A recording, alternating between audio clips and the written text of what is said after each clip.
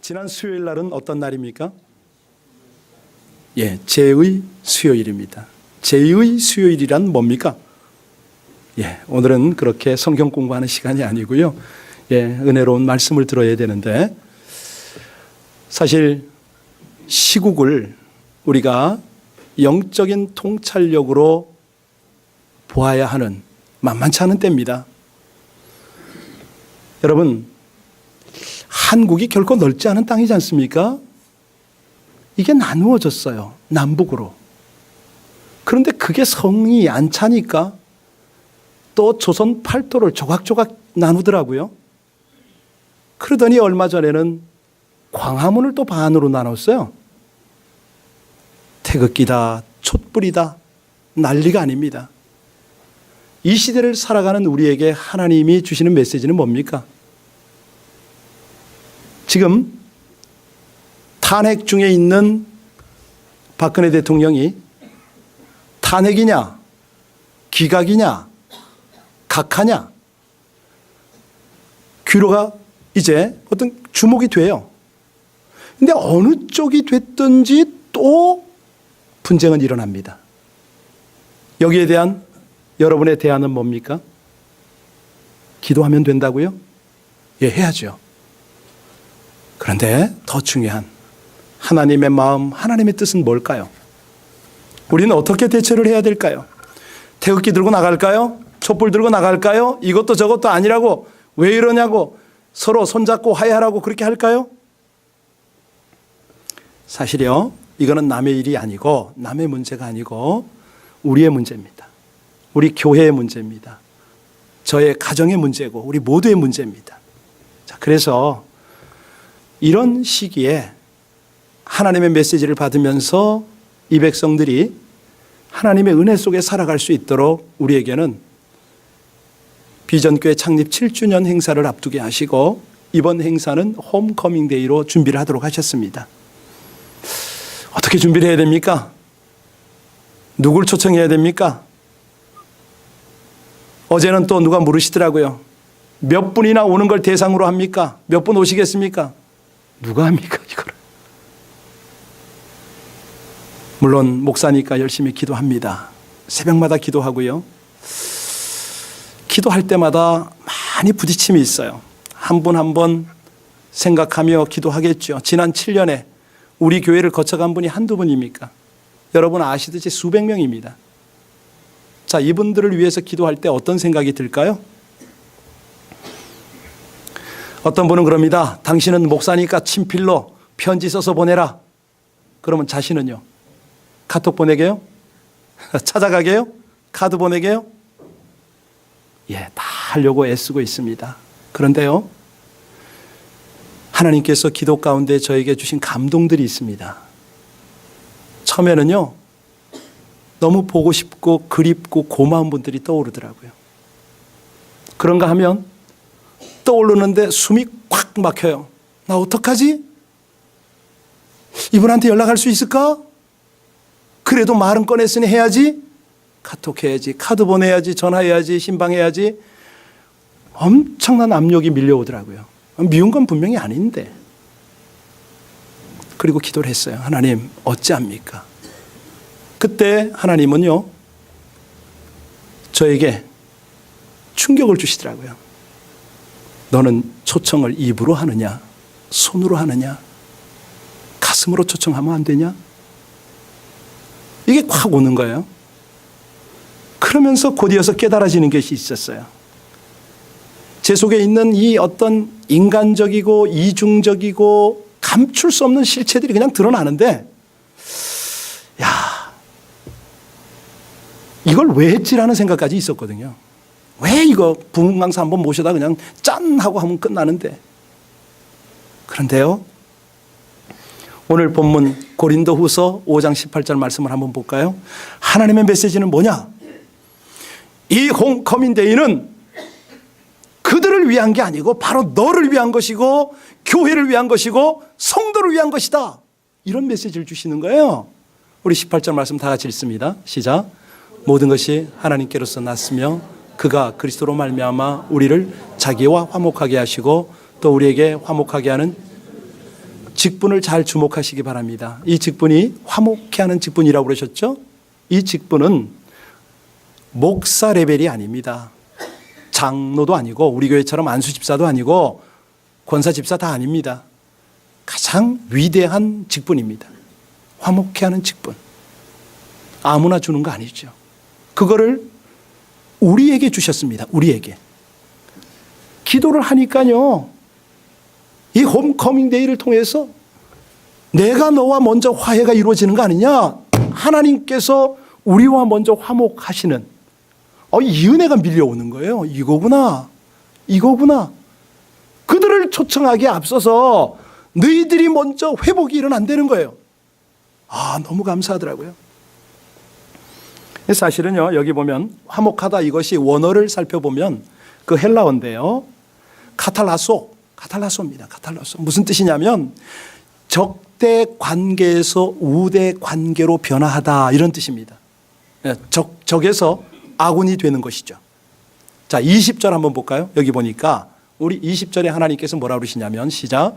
그러므로 우리가 그리스도를 대신하여 사신이 되어 하나님이 우리를 통하여 너희를 권면하시는 것 같이 그리스도를 대신하여 간청하노니 너희는 하나님과, 자, 이거는 관계 회복 차원의 말씀이 아니고요, 명령입니다. 명령. 왜냐하면 우리 인간이 죄를 지어서 하나님과 분리가 됐지 않습니까? 하늘과 땅이 끊어져 버렸어요. 인간과 인간 사이에도 골이 생기고 이게 절단이 된 거죠. 그래서 예수님이 오신 거고, 그래서 십자가를 지셨어요. 여러분, 십자가의 수직 어디와 어디를 연결했어요? 어디와 어디를요? 하나님과 백성을, 세상을 연결한 거 아닙니까? 수평은요, 우리 이웃이에요. 사람과 사람, 모든 것들을 연결했어요. 그것이 십자가입니다. 분리를 화합케 하는 거죠. 자, 그런데 원칙이 있습니다. 원칙이 뭐냐면 이 화해, 화목, 회복은 어디부터 되냐면 항상 하나님부터가 먼저입니다. 하나님과 먼저 화해를 해야 그 다음에 세상과 화해가 되는 겁니다. 왜냐하면 우리 속에 죄라는 근성이 있기 때문에 로마서에 그러잖아요. 곧 우리가 원수되었을 때, 누구와 원수됩니까? 하나님과 원수가 되었을 때에, 그러면 어떻게 해결됐다고요? 예수가 죽으심으로 하나님과 인간이 다시 화목해 되었느니라, 이렇게 되는 거예요. 그분이 하늘과 땅을 연결하신 거고요, 세상을, 인간을 연결하신 거죠. 그래서 로마서 5장 10절 하반절에 그의 아들의 죽으심으로 말미암아 하나님과 화목하게 되었은즉, 이 얘기가 나옵니다. 그래서 이거를 깨닫고 이거를 믿는 사람은 화목자의 직분을 감당한다, 이런 뜻이죠. 세상 누구도 감당할 수 없는 거. 그런데요, 실체를 우리가 한번 나눠볼까요? 여러분, 겉으로는 친한 척하고 오늘도 교회 오시면서 서로 인사는 했지만 속으로는 불편한 관계들 여기 계시잖아요. 이 조그만 교회 안에서.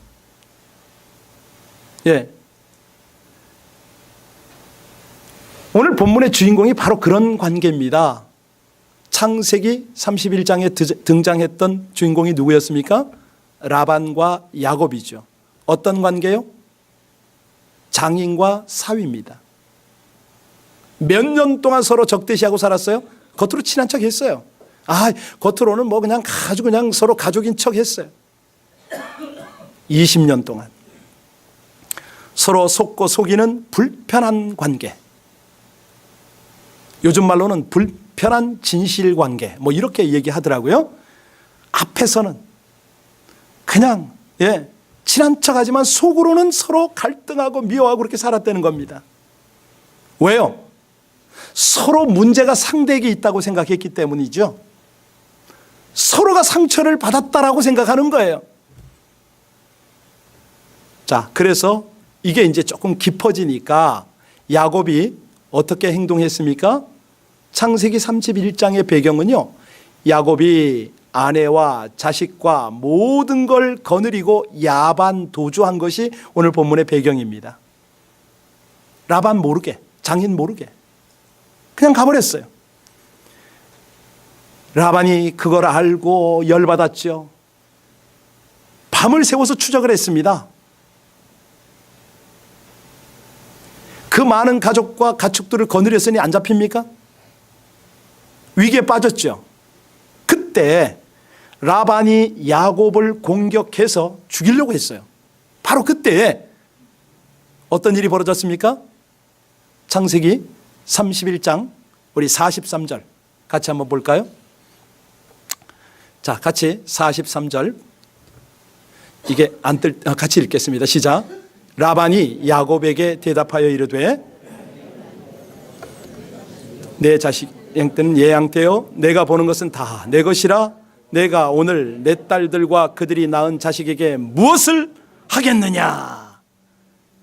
여러분 이게요 일반적으로 지금 읽으셨는데 그렇게 읽으시면 안 돼요. 이 감정이 격해가지고 서름도 섞여 있고 화도 섞여 있고 이런 상황입니다. 지금 야곱의 아내 저 딸은요, 그러니까 라반의 딸이죠. 야곱의 아내가 라반의 딸 아닙니까? 그리고 야곱의 자식들은요 라반에게 외손주들이에요.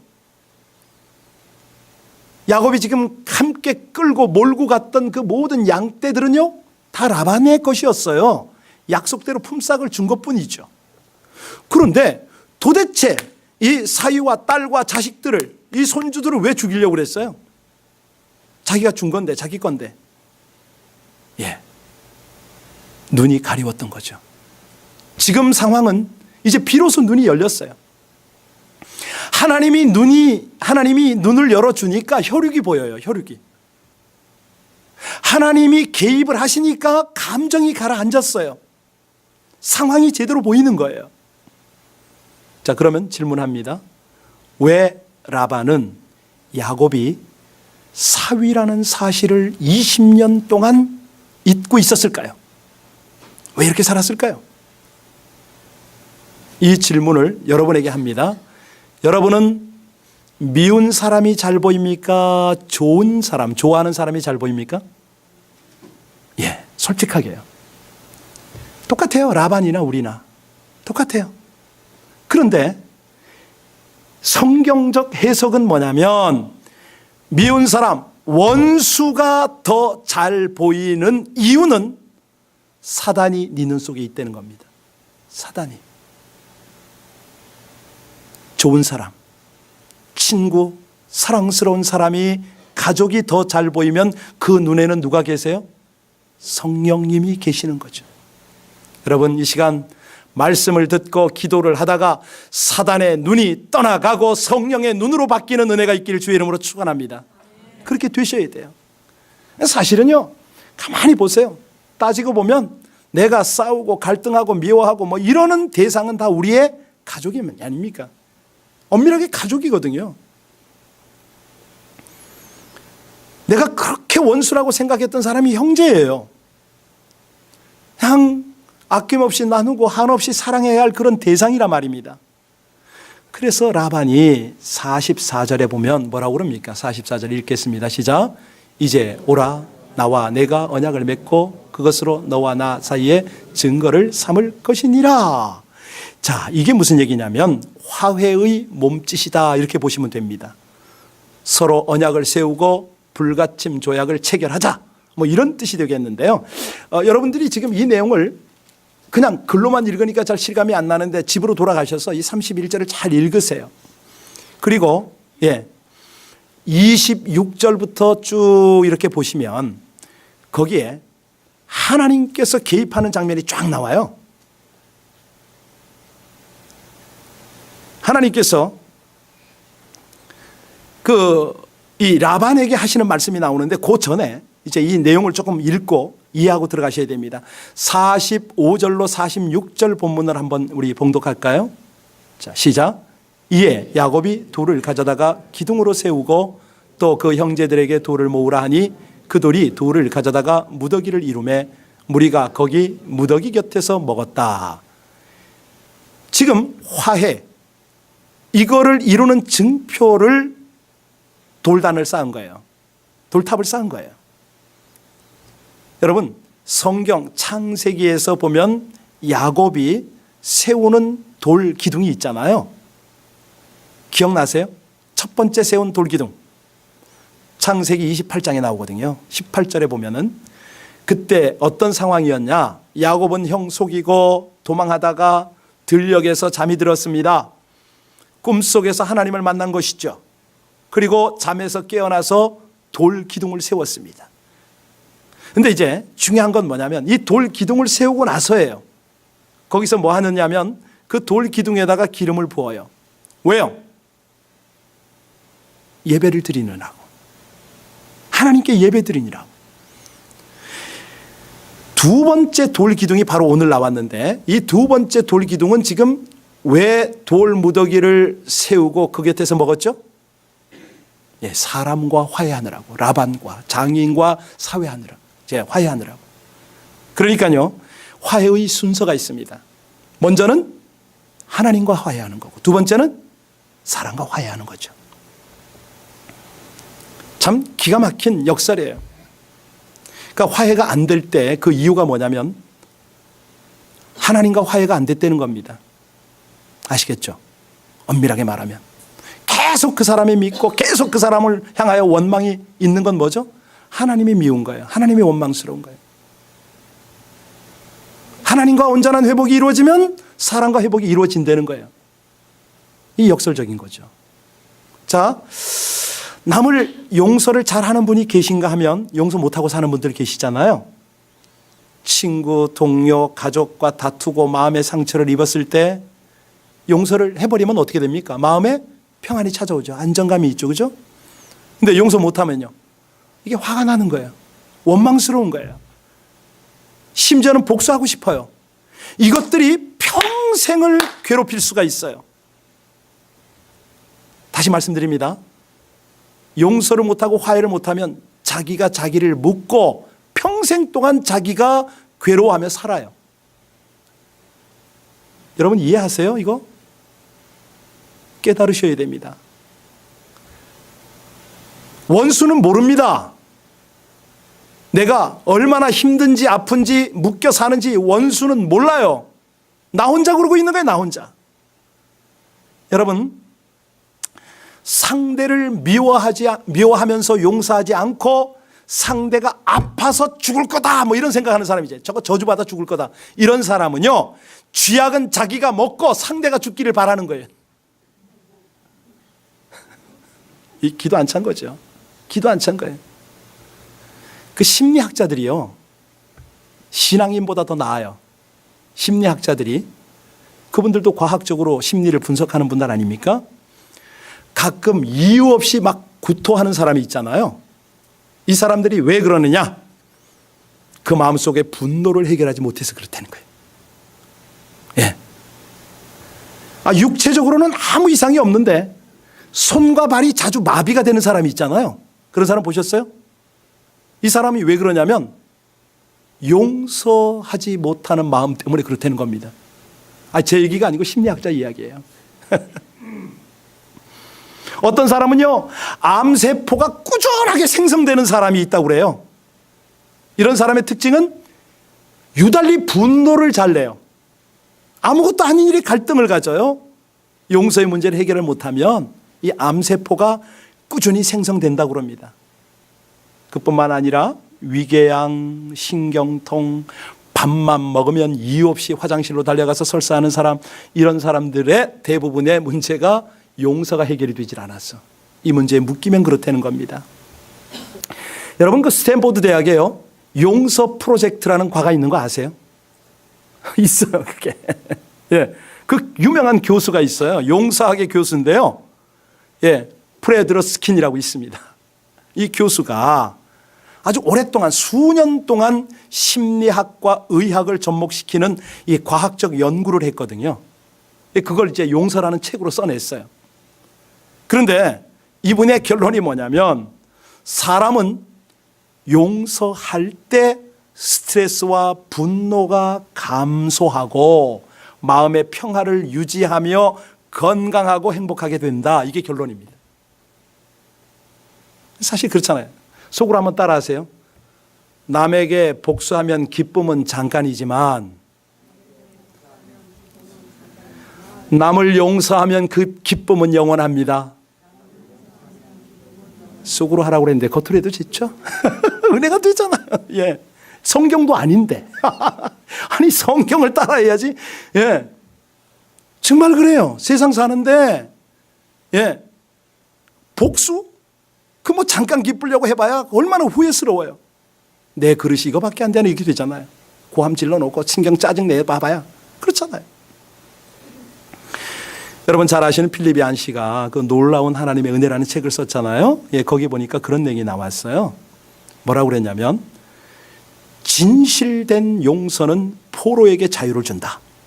그러니까 그 포로에게 자유를 주는데 내가 포로가 되었은 것도 모르고 살았는데 그 자유가 나를 풀어준다는 거예요. 나를 풀어준다. 야, 이게 참 정말, 예. 이게요, 쉽게 설명하면 살다 보면 독화살을 맞을 때가 있잖아요. 없으세요? 아주 그냥 심한 모욕, 심한 따돌림, 뭐 이런 거 당할 때가 있잖아요. 그뿐인가요? 아니, 친구한테 남자친구를 뺏겨요. 저 뒤에 청년들 가만히 있는데 경험이 없나 보죠? 예. 이게 좀 심하면 친구한테 남편을 뺏길 때가 있어요. 예, 섬찟하죠, 그죠? 예. 아니, 친구한테, 성도한테 돈 사기당한 사람 말고요. 사실 이럴 때 이 독화살을 빨리 빼야 되잖아요. 그죠? 빨리 빼야 돼요. 그런데 상처는 치료할 생각을 않고 어떤 놈이 화살 쐈어! 이러는 거예요. 그냥 쫓아다니는 거예요. 원수 찾아다녀요. 아니, 그 독을 자기가 품고 사는 거죠. 결국 자기가 죽어요. 그래서 하나님이 우리에게 왜 용서와 화해를 하라고 하느냐? 그 속에 위대한 힘이 있기 때문에 그렇습니다. 어떤 힘이요? 병든 몸 치료하고요. 예, 병든 영혼 치료하는 능력이 그 속에 있어요. 사실은요, 이 용서 못하고 화 잘 내고 뭐 이런 사람 보세요. 인격이 성숙지를 못한 거예요, 대부분. 중요한 거는 인격을 성숙시키는 위대한 힘이 어디서 오느냐? 용서에서 오거든요. 화해에서 오거든요. 그러니 영혼이 얼마나 풍성하겠어요. 사실 우리가 예수를 믿는 이유 중에 하나가 뭐냐면 나 같은 죄인을 하나님이 용서했기 때문에 우리가 믿는 거 아닙니까? 그 은혜가 깨달아져서 그게 너무 감사해서 하나님을 예배하는 거 아닙니까? 이게 기독교의 진리예요. 복음의 내용이에요. 십자가의 의미예요. 하나님의 사랑이 뭡니까? 용서 아닙니까? 사실은요, 이게 언제 휘날레가 장식이 되냐면 우리가 천국문에 들어갈 때요. 그 천국문은 어떤 문이냐? 12진주문이라고 그랬잖아요. 실제는 그 의미는 용서의 문이에요. 진주처럼 그렇게 고통스러운 그 과정을 하나님이 다 겪어주시고 우리는 그 은혜 속에 들어가는 거죠. 그죠? 그때 심판대 앞에서 하나님이 우리에게 물을 겁니다. 너 용서받았느냐? 그럼 우리 뭐라고 그러죠? 아멘, 그럴 거 아닙니까? 그러면 하나님이 또 하나 물을 거예요. 너 용서하고 왔느냐? 그러면요. 참 이게 참, 예, 아이러니한 거예요. 성경을 보면 이 성경이 용서의 장이거든요. 십자가는 뭐예요? 용서의 영수증이에요. 성령님은요, 용서의 전파자죠. 그렇죠?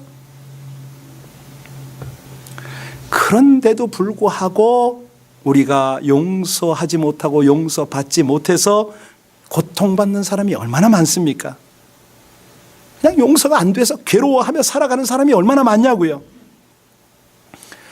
오해 당하고 거절 당하고 모함 당하고 비방 당하고 억울함이 해결되지 않을 때 말이 용서지 그게 용서가 되느냐고요. 나에게 이렇게 결정적 아픔과 상처를 준 사람 내가 어떻게 용서하란 말입니까? 라고 우리는 말할 수 있어요. 그래서 성경에서 용서를 이렇게 다룹니다. 화해를 이렇게 다룹니다. 그만큼 어렵다는 이야기지요. 정확하게 표현하면요, 용서를 체험하는 것은 기적을 체험하는 겁니다. 아니, 여러분이 누군가를 용서하는 것은 기적을 실천하고 있는 거죠. 이해 가세요? 아무나 하는 거 아닙니다. 그런데 이제 여기서 하나 깨닫고 넘어가야 될 것이 있습니다. 본질이죠. 왜 화해를 못하느냐? 왜 용서를 못하느냐? 미우니까. 그럼 미움이 어디서 왔느냐? 어디서 왔죠? 사단에게로부터 온 겁니다. 이거 아셔야 돼요. 하나님의 속성, 하나님의 성품 안에 미움이란 게 있나요? 그런 거 없어요. 하나님은 사랑이요. 그분은 용서예요. 그분은 화해예요. 그런데 미움이 가득한 삶을 살아간다. 이건 뭐예요? 내가 원튼 안튼 사단의 영향권 안에 살아간다 이 말입니다. 그렇잖아요. 우리가 부정하고 싶어도 어쩔 수가 없어요. 그냥 말 그대로 솔타에 묶여 살아가는 거예요. 누구에게? 사단에게. 그런데 누군가를 용서할 수 있다, 잘 용서할 수 있다. 이거는 뭐죠? 하나님께 속한 삶 아닙니까? 하나님께 묶여 있는 거 아니에요. 그 차이입니다. 그 차이. 자, 그러면 조금 더 구체적으로 어떻게 하면은 이 용서와 화해가 가능할까? 한마디로요, 용서와 화해는 불가능합니다. 내가는 내 힘으로는 불가능하다 이 말입니다. 내 의지, 내 노력으로는 이게 되는 게 아니에요. 그럼 어떻게 하라는 거냐? 연약함을 고백하라는 거죠. 예, 하나님, 저 연약한 존재입니다. 이 사실을 인정할 때 이제 용서가 시작이 됩니다. 아니, 생각해 보세요. 나 혼자 상처받았습니까? 아닙니다. 착각해요, 우리는. 저 인간이 나 상처 줬다고. 아니에요. 나도 상처 줬어요. 반드시 그런 공식이 성립이 돼요. 자신은 몰라도 서로 주고받아요, 상처도. 그렇습니다. 하나님, 저희는 늘 연약했어요. 늘 부족했어요. 이렇습니다. 우리의 연약함, 우리의 무지함, 이거를 인정하고 이해할 때 그때 용서가 시작이 된다니까요. 예.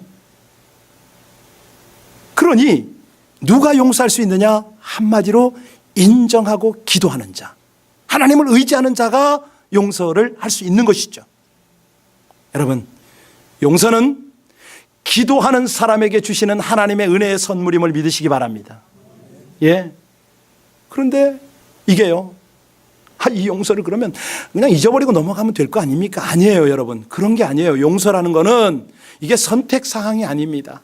필수예요. 다시 말하면 하나님이 명령하시는 거라고요. 하나님이 우리에게 야, 너 감정을 따라서 용서해, 이렇게 말씀하시지 않아요. 너 용서할 마음 내가 만들어줄 테니까 너 용서해, 이렇게 하시는 거 아니라고요. 너 기분 좋을 때, 너 느낌 있을 때 그때 용서하면 되잖아, 이렇게 말씀하시지 않아요. 내 의지, 내 노력으로 용서하라, 이렇게 말씀하지 않아요. 하나님의 명령은 불과 같습니다. 확실합니다. 아니, 솔직한 얘기로 여러분은 잘 모르겠어요. 저는 예전에 한번 그런 기도도 한 적이 있거든요. 하나님, 용서하길 원합니다. 용서하게 하옵소서. 뭐 쭉쭉쭉 나가다가 그러나 하나님 뜻대로 하시옵소서. 반드시 그 뒤에 그걸 붙이더라고, 제가. 솔직한 얘기로 뭐 그냥 진노의 벼락을 내리시옵소서, 이렇게만 기도 안 했을 뿐이지. 예. 지금까지 모진 세월 살아오면 내 아픔 이거 하나님 아시잖아요. 좀 처리 좀 하세요. 제 속마음은 그렇더라고요. 기도를 하면서도. 아까 얘기했잖아요. 홈커밍데이. 이 사람을 불러요? 너무 힘들어요. 제가 하긴 하는데요. 하나님, 목사니까 뭐 하라고 시켜놓고 지는 안 한다. 저 이 말 듣기 싫어서 제가 하긴 하는데요. 안 왔으면 좋겠어요. 이런 마음이 제 속에 있더라고요. 예. 신약 성경에 보면 용서하다라는 이 단어가 동사인데요, 현재 진행형으로 기록이 되고 있어요. 그러니까 용서라는 것을 감정적으로 접근하면 용서할 수 있는 사람은 아무도 없다는 거죠. 내키지 않음에도, 내 감정이 동의하지 않음에도 불구하고, 그 사람을 용서할 수 없음에도 불구하고 하나님의 명령이니까 순종해야 되는 거예요. 뭐 방법이 없어요. 초이스가 없어요.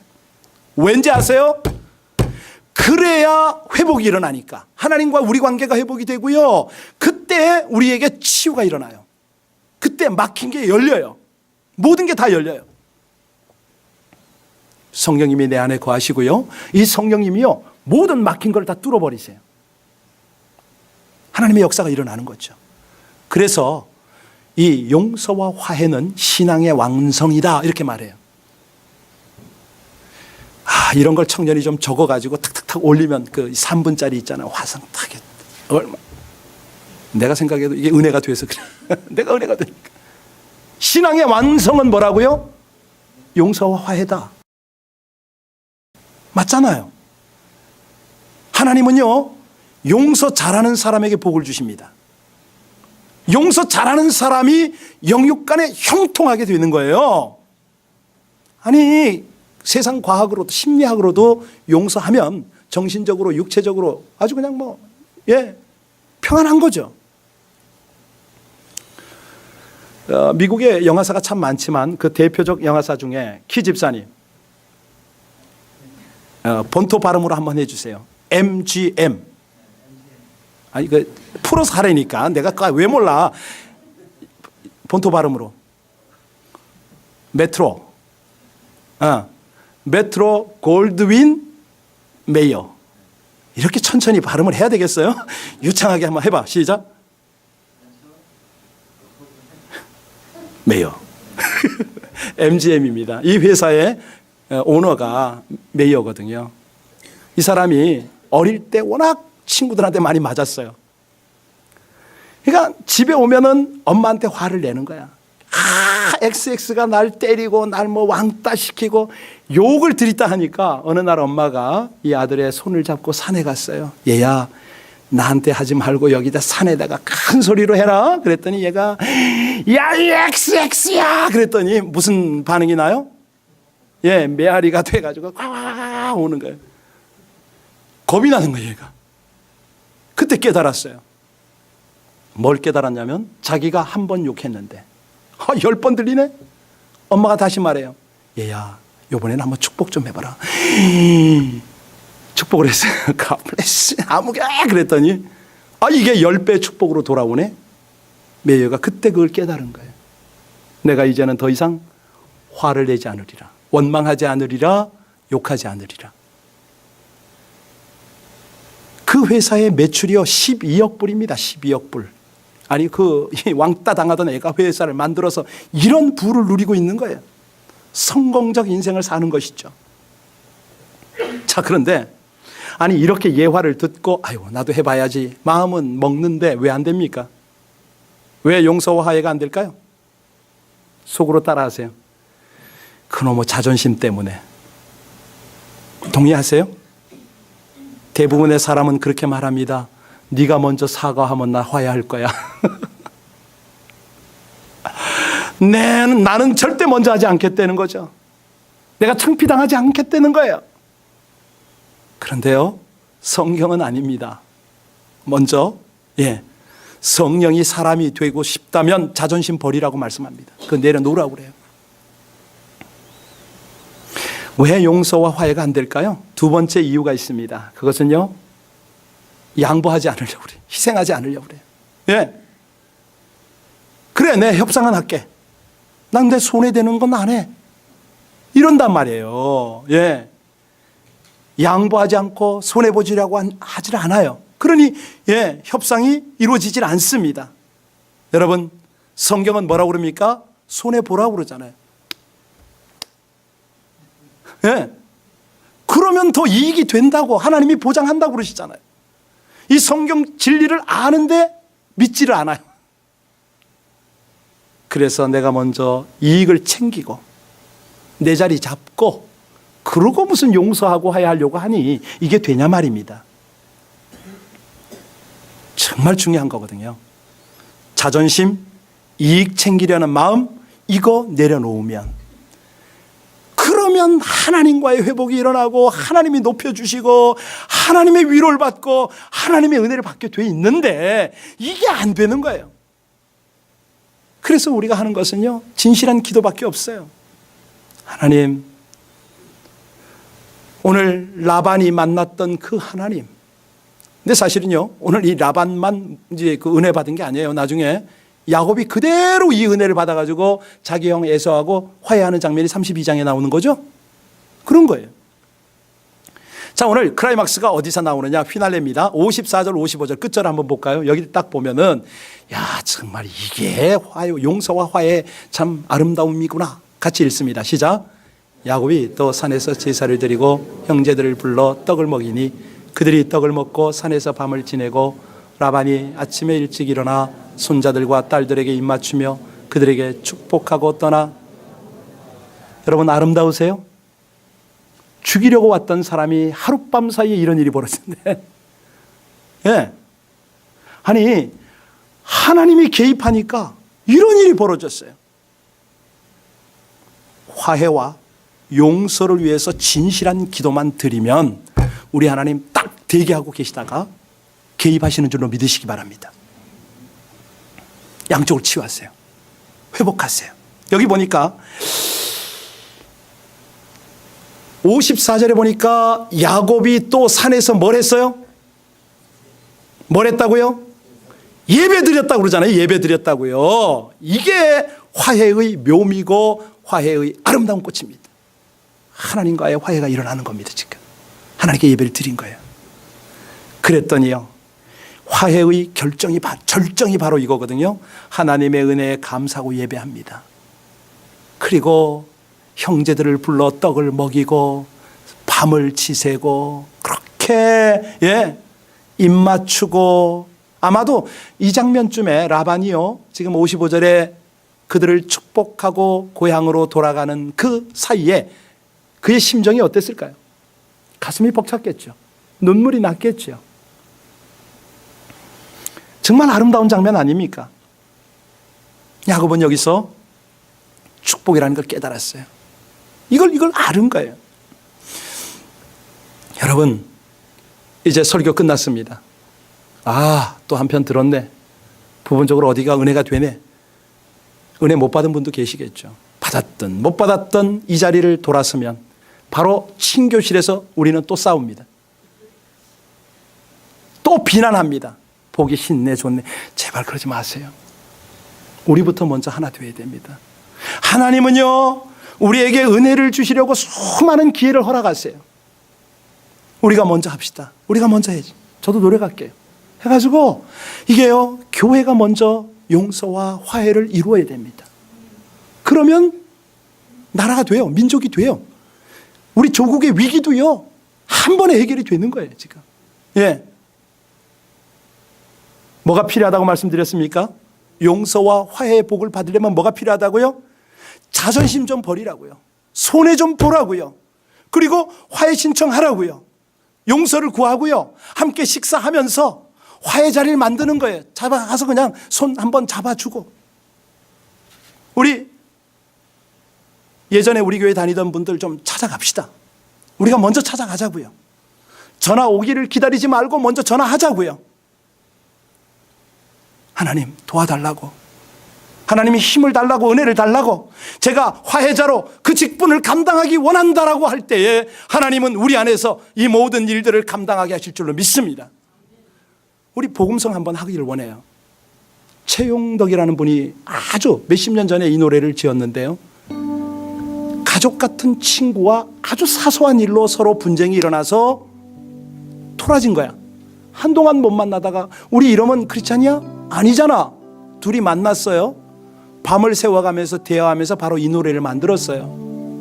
주님께 우리의 부끄러운 모습을 고백드립시다. 도저히 용서받을 수 없는 나 같은 죄인이 먼저 용서받았다면 나도 용서해야 되는데 어쩌면 이렇게 상처만 생각하고 내가 상처 준 생각은 않고. 사실이요, 저 이 말씀 준비하면서 하나님 앞에 그런 기도도 했어요. 하나님, 상처 주는 사람 좀 어떻게 해야 돼요? 그런데 우리 하나님은요, 아니라는 거예요. 받는 쪽의 내 백성들에게 이 말을 전하랍니다. 우리 함께 같이 간절히 하나님 앞에 기도 올리고 온전한 용서와 화해의 삶을 살게 해달라고, 주님처럼 그렇게 닮아가게 해달라고 우리 합심으로 간절히 기도하겠습니다.